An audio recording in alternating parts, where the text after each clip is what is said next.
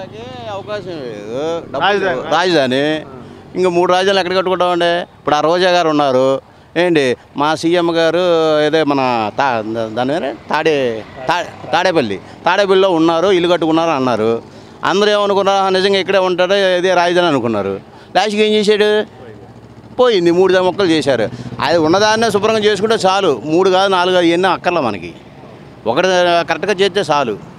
రాజధాని ఆగిపోవడం వల్ల భవన కార్మికులకు చాలా ఇబ్బంది అయిందంటారు. చాలా అందరికీ ఇబ్బందే కదండి. ఇప్పుడు ఎవరైనా చిన్న చూపే చూస్తున్నారు మనల్ని.